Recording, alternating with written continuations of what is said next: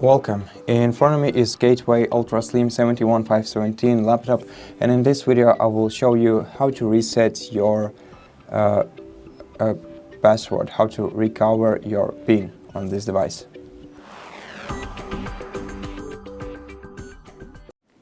So in case you cannot sign into your account, you'll have to use this I forgot my PIN option right here, and if you don't see it, try making a couple of attempts entering a password, and if they are wrong, you will see this button right here afterwards. Click on it, sometimes twice, and then if you are using a local account, then you will simply have to answer one of the security questions that you provided for yourself.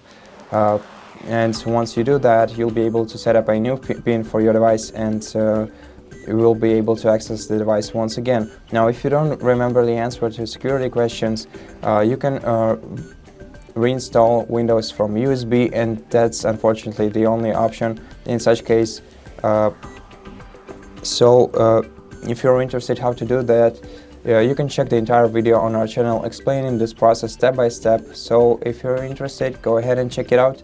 And now I will tell you what to do if you have a Microsoft account connected to your device. In such case, enter the password for your account, Microsoft account.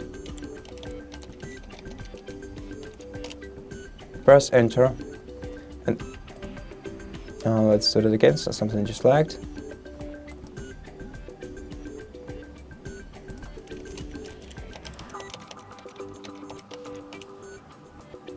And then to verify your identity, you'll have to receive an email or maybe an SMS on your phone number or your email address that is connected to your Microsoft account.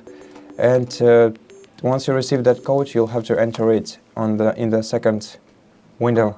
So give me a while until I receive mine.